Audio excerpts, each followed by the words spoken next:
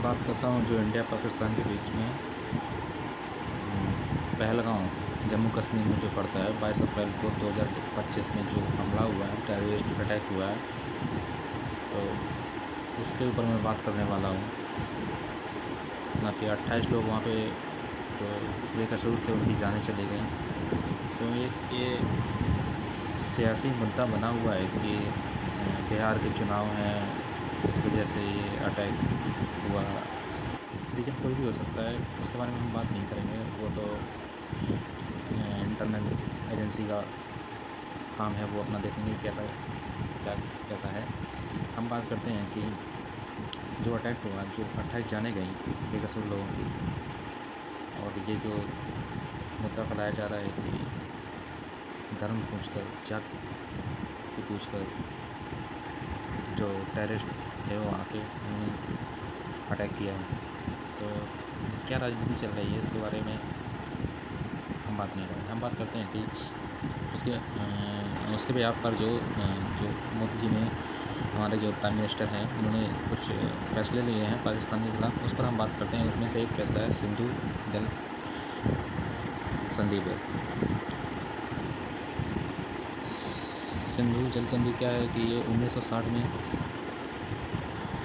एक समझौता साइन हुआ था, जिसमें कि ये कहा गया था भारत के उत्तर में जो मेजर नदियां हैं, जैसे सिंधु, चिनाब, झेलम, रावी, सतलज आदि, तो जो ब्यास और रावी और सतलज जो पूर्वी नदियां हैं भारत की, उनका पानी भारत को मिलेगा, तथा जो पश्चिमी नदियां हैं सिंधु और सिंधु की सहायक नदियां जैसे चिनाब, झेलम, उनका नियंत्रण पाकिस्तान को दिया गया था।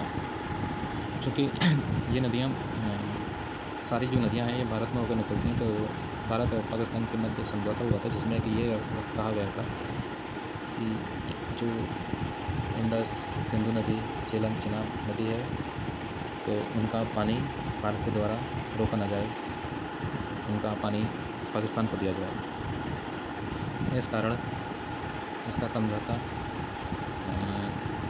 विश्व बैंक के मध्यस्थता में हुआ था। चूँकि 1960 के बाद कभी उसको रोका नहीं गया।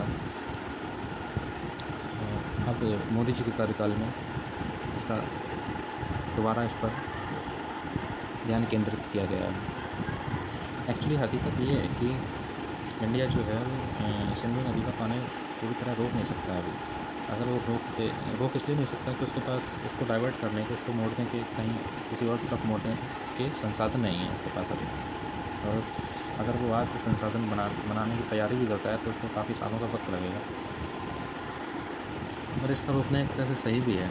सही इसलिए है कि जो पाकिस्तान की जो आर्मी है, गवर्नमेंट है, तो जब पाकिस्तान के लोग बेहाल होंगे, तबाह होंगे, तो वो अपनी आर्मी से, अपनी गवर्नमेंट से सवाल जवाब करेंगे। तो किस वजह से इसको करना ज़रूरी भी है। आखिर कब तक कोई इंसान सहन कर सकता है? इनको उनकी औकात दिखाना ज़रूरी था। इस वजह से ऐसे कई कदम लिए गए हैं। और इस ट्रीटी के तहत पहले ये होता था कि अगर कोई भी कदम भारत की तरफ से उठाया जाता है तो उसके लिए पाकिस्तान को सूचित करना पड़ता था। लेकिन अब जो इस घटना के बाद से जो एक्शन लिया गया है, तो अब ये होगा कि पाकिस्तान को बिना सूचित करे भारत अपनी तरफ से कोई भी कदम उठा सकता है। ज़रूरी नहीं है कि पाकिस्तान को अब सूचना दी जाए। तो इस वजह से कभी भी पानी को रोका जा सकता है बिना बताए, और कभी भी पानी को छोड़ा जा सकता है। इसका सीधा सा मतलब इतना सा है। काफ़ी रील वगैरह चल रही हैं कि पाकिस्तान को तो रीलों का है, रीलों का तो अपने मेरे को कुछ कहना नहीं है कि पाकिस्तान तरस जाएगा पानी के लिए, लेकिन ऐसा नहीं है। क्योंकि हम लोग भी उसको ज़्यादा रोक के नहीं रख सकते हैं, ना हमारे पास इतने संसाधन हैं। अब सीधे से एक बार इससे फिगर पर एक बार नज़र डाल लेते हैं।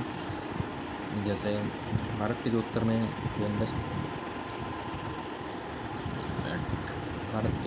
जो सिंधु नदी है, तो उसकी सहायक नदियाँ एक झेलम होगी और चिनाब होगी।